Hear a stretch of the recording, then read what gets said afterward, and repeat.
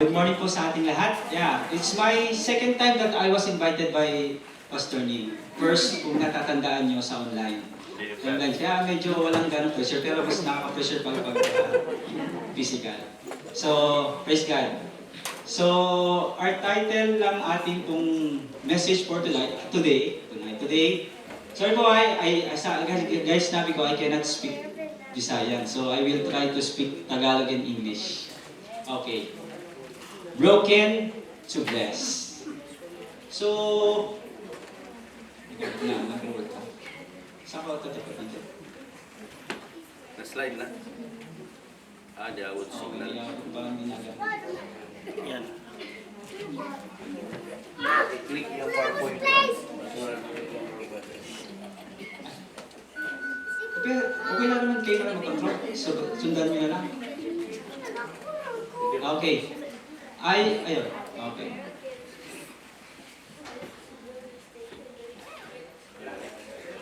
Okay. Anyway, yeah. Just follow nyo na lang kung ano yung sabihin ko. Hulaan nyo na lang. Anyway, I assume that most of us are experience yung maging victim ng prejudicing, yung maging victim ng ma-out of place, or maging disregarded or being rejected. Hindi ko alam kayo, pero ako, na-experience ko yun. Yung may-invite ka nung kaibigan mo, nung host, sabi niya, pumunta ka na, sige na kasi ilan lang naman kayong close ko. Pero nandun ka, yun lang, the time na nag-usap kayo, nung dumating ka, swerte na lang kung makapagpaalam ka pa sa kanya kasi he is busy, yung host ay busy sa pag-entertain sa kanyang VIP, so kanyang super special friends. Sa club, no? So, di pa rin malilimutan yung experience namin, na-experience namin magkakaibigan. So, mayroon kaming bibili ng specific thing sa palengke lang. So, pumunta kami sa palengke, pero hindi namin mahanap yung bibili namin until, sige, sabi namin, may oras pa naman tayo, we can go, look, and maghanap pa tayo, sabi lang tayong gagawin. So, hanap kami, punta kami dito, punta kami doon, wala pa rin. Hanggang sa sumakay kami ng jeep, at dyan nga, nakarating kami dyan. Kung alam niyo yung lugar na yan, Metro Mills Mall sa Alabang, ayan yung sa South Express, kung makikita niyo, madadaanan niyo, papunta ng Laguna. So, wala na yun ngayon, nasulog na. So, ayun yung experience ko, nasulog na siya ngayon, hindi ko lang kung bakit hindi ako, pero nasulog na siya. So, andun nga kami, doon kami inabot. Tapos, while we are entering doon nga sa mall, hinarang kami ni Manong Guard.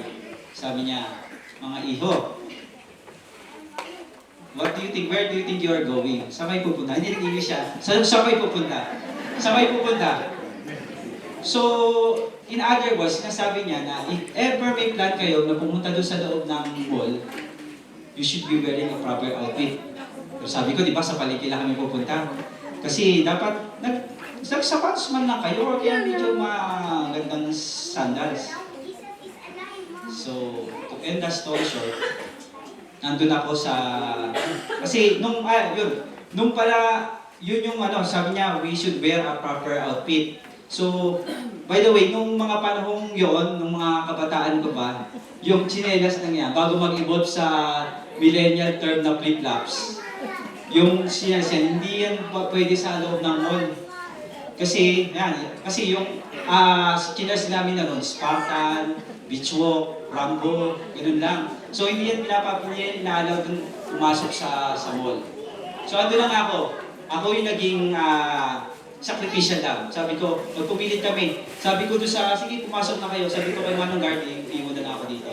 So, pumasok sila, nag-aantay ako doon hanggang sa mabili nila yung bibili nila at yan, lumabas. So, andun ako, isa, dalawa, pasok yung mga tao, pasok. So, as I was observing, nakita ko yung mga tao. Ito na si Kuya. Suot ang prohibited items, yung pinagbabawal na suot. Kita ko siya, naglalakad. Pero si Kuya, nasa mid-30s, ganyan siya ang age niya. He's wearing shining, shimmering gold necklace. So, sabi ng shimmering guys, pinapanood ko lang. Tapos, hanggang sa si Manong Guard ay nginitin na siya, good afternoon, sir. Parang kulang na lang sabihin niya, welcome to Metropolis Ball, bigyan ng jacket. Parang kulang lang, sabi ko, bakit gano'n? Sabi ko, kinakasap sa sarili ko, nakita mo yun? Nakita mo yun? Nakita ko yun? Nakita ko. Kasi yun, parang, di ba? Parang makikita natin doon yung na si Manong ay, makikita natin si Manong na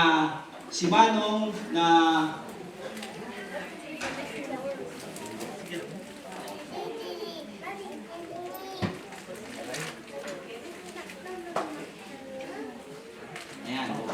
Si Manong na judgmental, na hypocrite, na double standard. Ayun si Manong. Pero, nandito din siya. Maaaring nasa harapan nyo, nasa likodan nyo, nasa tabi nyo. Maaaring yung tao nagsasalita sa inyo. Kasi alam natin, tayo ay hindi ligtas sa mga ganun. May mga pagkakataon na we are become double standard, we are become judgmental, and we become hypocrite. So, basahin po ulit natin ang ating key-text. Ito na yung binasa kanina ni Brother Jeff, yung New Living Translation. Basahin po ulit natin. James chapter 2 verse 1. Sabi po dito,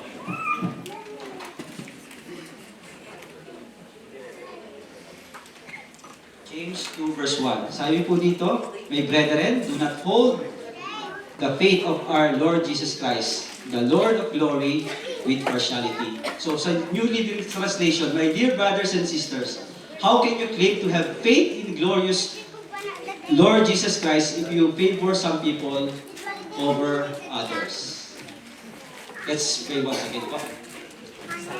Our great God, Heavenly Father, your time has come for your name to be glorified once again. Dalangin po ng Panginoon na samahan po kami sa aking pong gagawing pag-aaral na ito, sa message na gusto niyo pong ituro po sa amin. May continue to fill me with your words, Lord, and may these words become inspiration, encouragement for those people who will listen. In Jesus' name we pray. Amen. So, itong verse na ito na patanong, lagi natin maisip to sa tuwing makakaramdam tayo na we are being snubbed, we are being offended. Ang mga pangyayari ito ay parte ng buhay natin na minsan na hindi nga may iwasan natin, even sa mahal nating simbahan, nangyayari nga ito. So, yung kwento nga ng isang pastor, na sabi niya habang nasa kalagitnaan siya ng pagsesermon sa US, usually yung attendees niya mga white people. So, in the middle of his message, dumating ang isang family ng isang African-American na family. So, they walk inside and they walk on the road. So, after a couple of minutes, seconds, yung mga tao doon sa road na yun, naglipatan doon sa kabila. And then, yung pastor niya sabi niya, I'm being confused. Sabi niya, bakit ganun yung nangyari?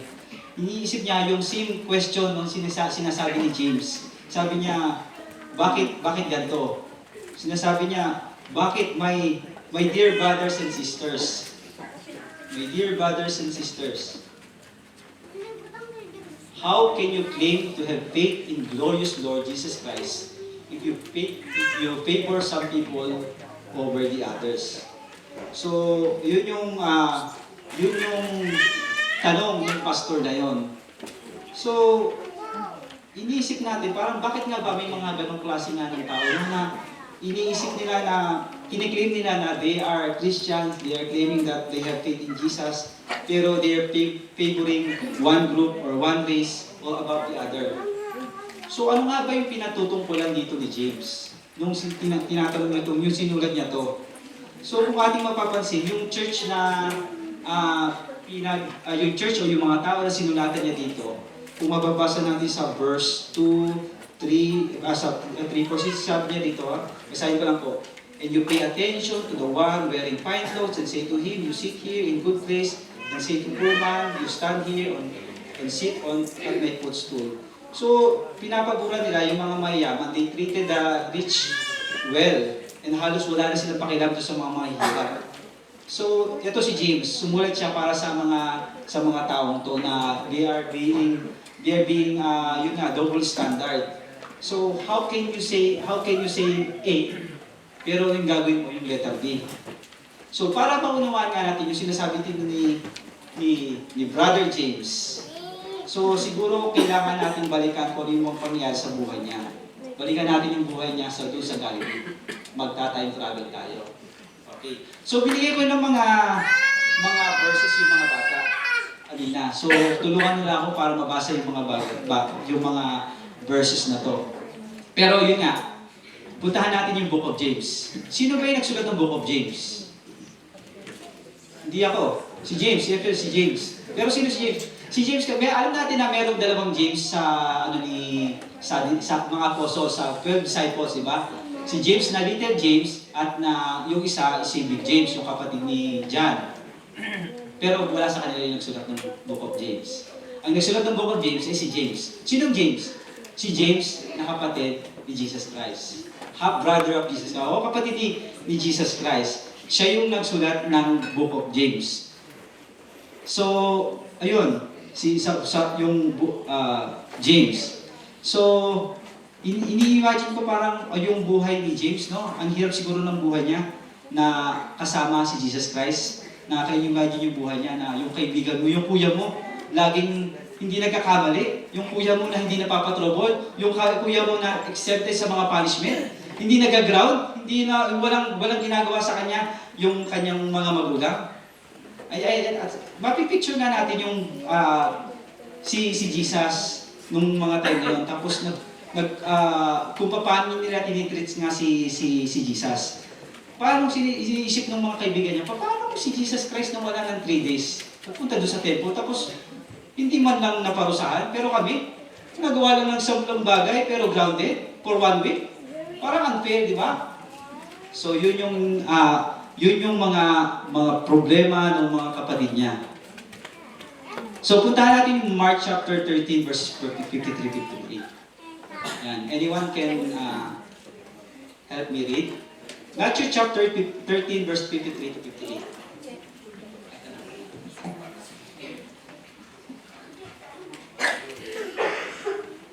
When Jesus had finished these parables, he moved on from there. Coming to his hometown, he began teaching the people in synagogue.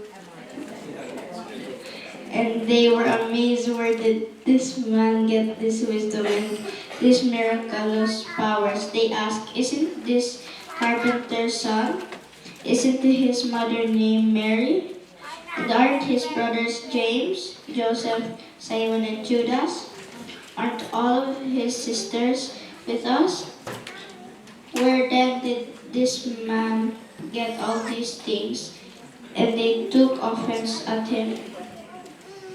But Jesus had said to them, a prophet is not without honor except in his own town and in his own home, and did not do miracles there because of their lack of faith. Thank you. So nakita natin ito yung scenario na si Jesus Christ bumalik doon sa Nazareth. Tapos yung mga tao nagtataka sa kanya, bakit ang galing-galing itong batang to? Sino ba itong bata? Sabi niya, bakit ganito? Pero verse 57, sabi niya, sabi ng Bible, they were offended. They don't want to honor Him. They don't want to believe Him. Kasi sabi niya, even nga yung family member niya, except kay Mary, sabi niya, sabi nila, no, parang yung mga kapitbahay nila, anak lang niya ng kapitero, di ba? Pero bakit ang galing-galing niya? Pero ibis na ma-amaze sila, parang they don't want to believe in Him. Sabi niya, hindi yan yung Messiah ng natay natin. Siguro, hindi nga yan, at hindi maging kailan magiging Messiah. So siguro, ilan sa mga pangyari sa buhay ni James, habang nandun siya, no, kasama niya yung mga kapitbahay, nakasalimuha siya, sinasabi niya, James, halika nga dito. Sa palagay mo, ano pa yung kuya mo?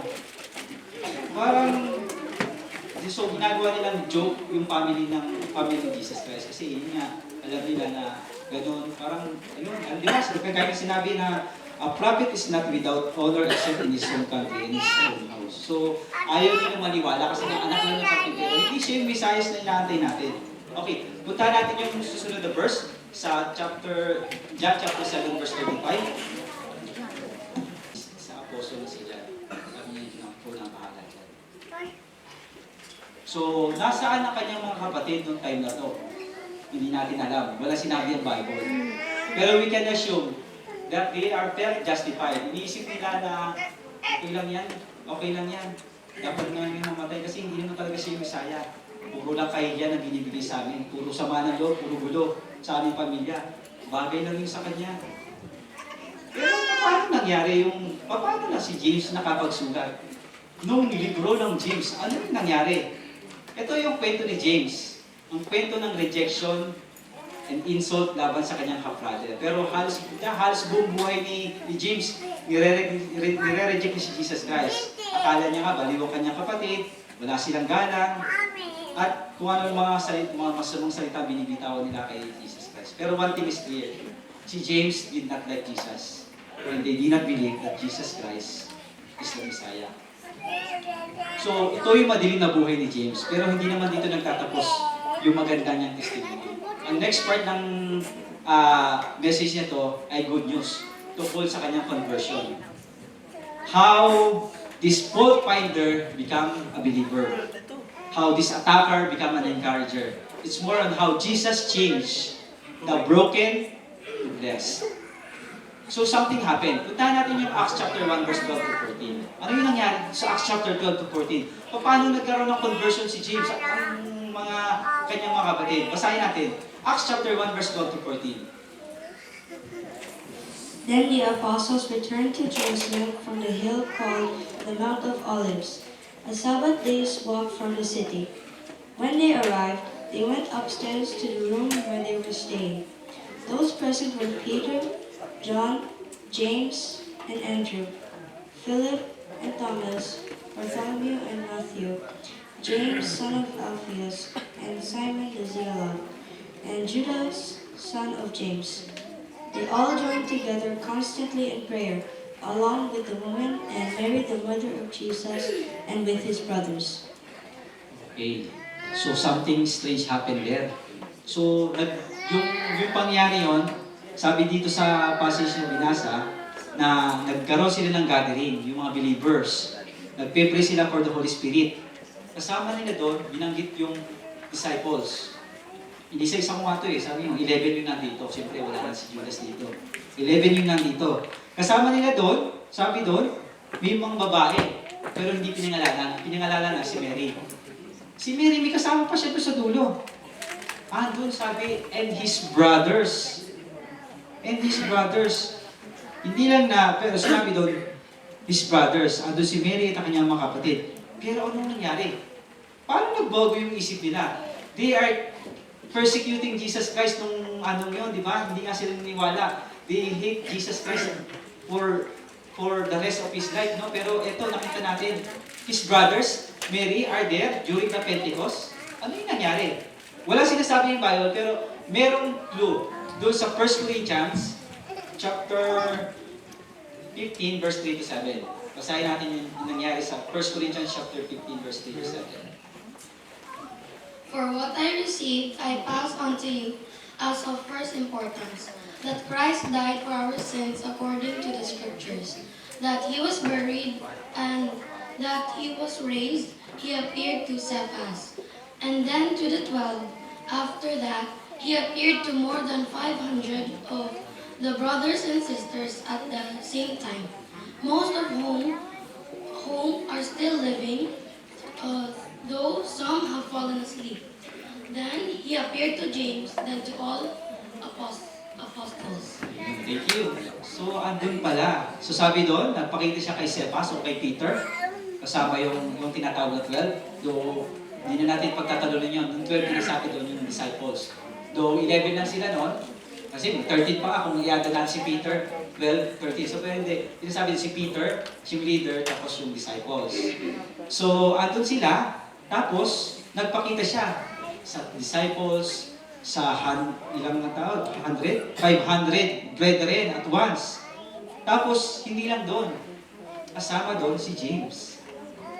Kasama nila si James kasama si James ang pinakitaan ng Bible, na pinakitaan ni Jesus Christ. So, ayun. Nagpakita si Jesus kay James. So, sometime after resurrection, nagpakita si Jesus kay James sa kanyang half-brother. Si James kasama ng kanyang mga kapatid na patuloy na laging nag-ano sa kanya, nagbibigay sa kanya ng hard time. Nakita ni James yung resurrected version ni Jesus Christ. At nang kanyang makita ng kanyang sariling mata, for the first time, he realized na hindi nga pala ordinaryong tao lang si Jesus Christ. Si Jesus pala yung tunay na Messiah. So, tama nga pala si Kuya at si Nanay sa kanyang mga sinasabi. So, yun yung conversion ni James. And James was never the same again. Yung resurrection ni Jesus Christ, yun yung naging daan para maging believer siya. At si James na siguro yung isa sa sumisigaw na nagpapabilita, Jesus is alive! Jesus is alive! At yun yung simula na kanyang magtiwala siya kay Jesus at manampalataya. And maybe siya na din mismo yung nag-encourage mismo sa kanyang mga kapatid na maging believer, kagaya niya. And 30 years after, ito na nga yung sulat ni James. Puntahan natin yung Book of James. Book of James. Ano na kaya? Okay, James chapter 1 verse 1. James, a bondservant of God of the Lord. Pero parang mali yung translation ko. May ibang translation to. Yung King James version to. Pero sabi, a bondservant of God. Meron ba nakalagay dyan na brother of Jesus? Bondservant nakalagay, hindi brother. So bakit kaya hindi brother ang ginamit ni James sa kanyang pagsulat? Para mas madikit niya sana, no? Para instant famous, James, brother of Jesus. Pero hindi niya ginawa. Siguro may dahilan. Kasi alam niya na hindi siya karapat-dapat tatawagin kapatid. Sa times nung binibigyan niya lang hard time si Jesus Christ. He said that he was a lousy brother to him, he denied him, he rejected him, he insulted him, he doubted him, and to the point, guys, sinabi ko, to the point na gusto niya i-disown si Jesus Christ bilang kanyang kapatid. At gaya ng prodigal son, naalala niyo yung prodigal son story? Gaya ng prodigal son, bilang anak, sabi niya, huwag mo na akong tawagin ng anak. Babalik ako dyan, pero gawin mo ako as a servant. So, hindi na para tawagin pa ni James ang kanyang sarili bilang kapatid. Kontento na siya na makilala ang kanyang sarili bilang isang servant. And this brings back to us in that chapter 2, verse 1. My dear brothers and sisters, how can you claim to have faith in the glorious Lord Jesus Christ if you favor some people over others? So ito na, ang change James. Nagsisermon na siya. Pinapagalitan din yung mga tao. Paano nakapagsabi na you are Christian, pero you're doing different thing? So, ang gustong i-point out dito ni James ay ang contradiction. Sabi niya, paano natin nasabi na we are doing this A, but we are doing the letter B. At base sa kanyang mga tanong, mapapansin natin na ang sakit ng kanyang sariling kwento. Ang kwento ng kanyang buhay with the realization na yung kanyang mga kabiguan, ang kanyang mga kasalanan. At ako, bilang sinner, alam ko na para ako makapili ng aking papakasamahan, kailangan, para ako makapag-discriminate ng tao, kailangan ko meron akong pinangahawakan na mas makakalamang ako sa iba. Pero paano? Paano nga pag naisip natin na paano ko may isip na I am better than anyone? Kasi sa kabila ng mga nagawa natin, napakaraming kasalanan. So we are all broken. So, yung point na ito ni James, sinasabi niya that we are all broken. Gaano man kamahal, pag-ara yung kotse na sinasakyan natin. Ano man dinadrive natin sa sakyan ngayon, Bugatti, Ferrari, Tesla, we are all broken. Gaano man kaganda, malaki yung bahay natin. Mayari ka ng isang hotel, mayari ka ng isang building, mayroon pang masteral o doctoral degree. Sinasabi na, ano man title na meron tayo, we are all broken. No matter what race we are having, whatever color we are having, whatever family tree we are having, we are all broken. sa paanan ng Panginoon, lahat tayo ay patay-patay. So, ano ang karapatan kong ipakita, ang pagpakita ng favoritism? Kung tayo ay mananampalataya kay Kristo, ibig sabihin nito, naniniwala tayo na siya ang ating Savior. At kung kailangan ko ng Savior, kailangan ng Savior, we are all the same because we are all broken. So, maraming pagkakataon na napapractice natin ang favoritism. It shows sa yung pagiging racist natin, it shows sa cultural na exclusiveness natin, it shows up sa ating mga theological division na di ako naniniwala dyan, dito ako. It shows up in lifestyle discrimination.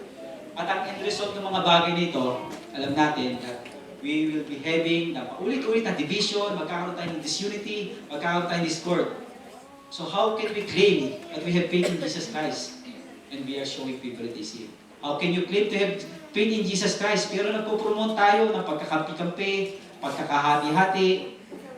So alam natin, yung ganitong problema, kailangan ng solusyon. Gaya ng sakit na kailangan ng lunas. So, may mga tao nagkiklaim that they are followers of Jesus Christ, yet hindi pa sila dumating sa realization. Yung realization na ginawa ni James, that they are broken.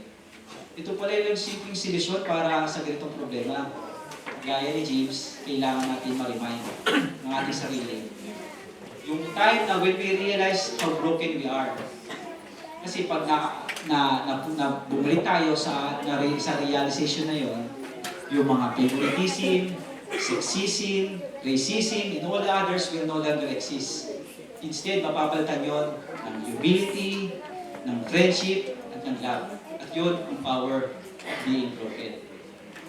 So, ito, picture na to. Anong kwento behind this picture?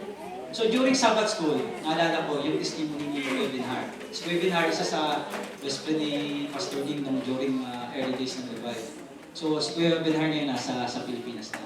So, yan, nag-uusap kami sa Sabbath School discussion. Sabi niya, dati yung mga taong ganyan, dinadahan-dahanan ko lang yung mga, wala akong pakialam sa kanila. Kasi, wala rin man sila pakialam sa akin. Kasi yung dating trabaho ni Kuya Ben Har, nag-deliver siya sa DHL. Going here, going there. So, may makita siyang mga ganyan na, alam natin, na nasa kalsada, may sasakyan. So, na-encounter niya maraming ganyan. Pero nilalampasan niya yung mga bagay na yan. Until, and unless, nung na-experience niya yung isang bagay na hindi niya malilimutan.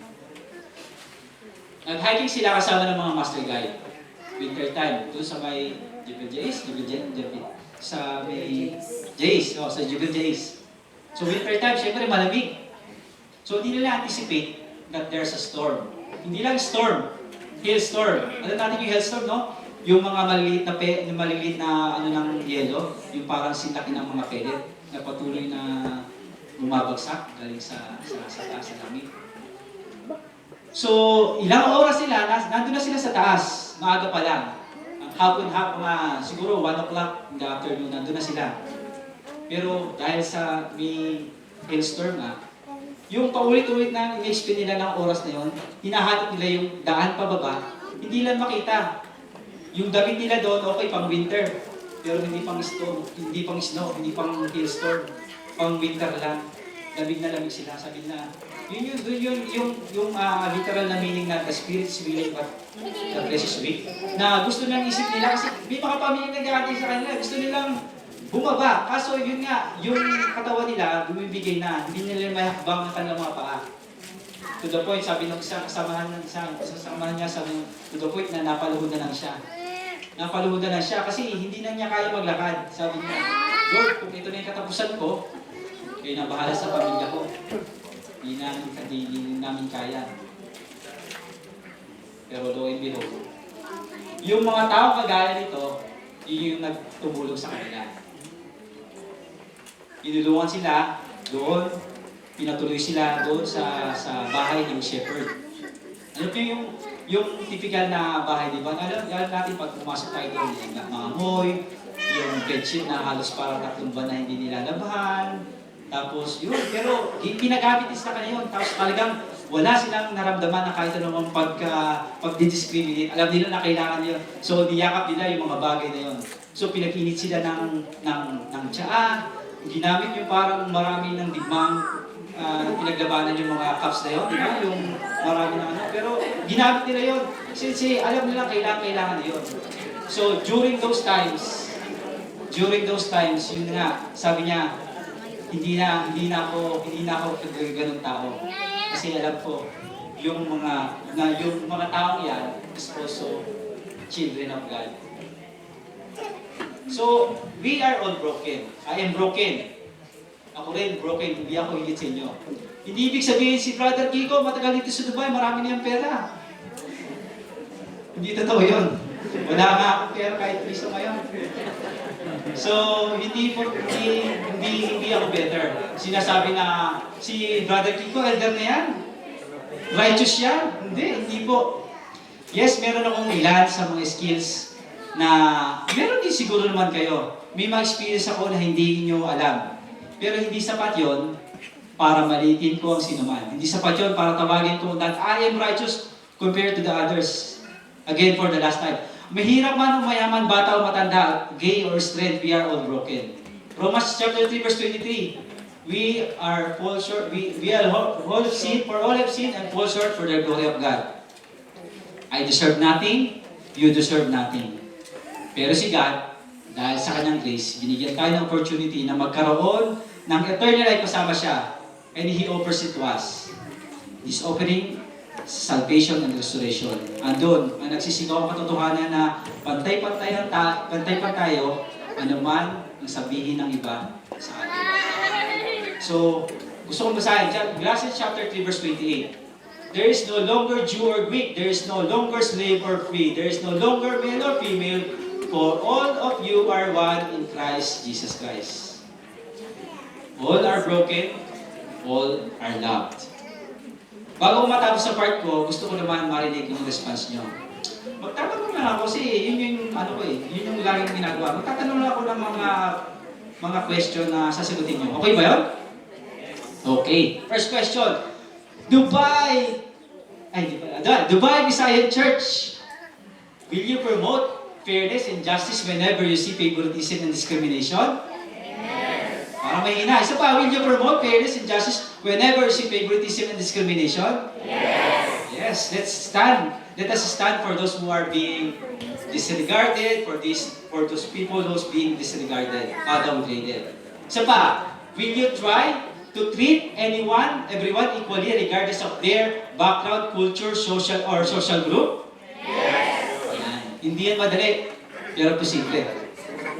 Let us align our hearts and our action with God's love. And then we need to take steps and create culture of fairness and unity.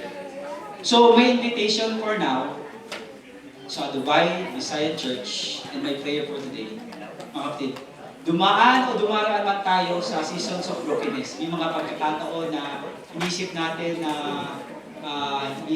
na tayo ay nanghihina, parang napakalit na lang ng ating chance, napakalit na lang ng ating pag-asa. Pero ito, tandaan nyo, sa kamay ng Diyos, yung broken, hindi tinatapon, kundi nire-restore, nire-redeem. So yun ang sa kamay niya. Pero naalala natin, yung mga piraso ng mga tinapay na ginamit ni Jesus Christ para pakain ng libo-libo, yung broken pieces ng buhay natin na madilim, yun din yung gagamitin ni God, ni Jesus, ni God, para gamitin na maging testimony ng kanyang grace at ng kanyang mercy.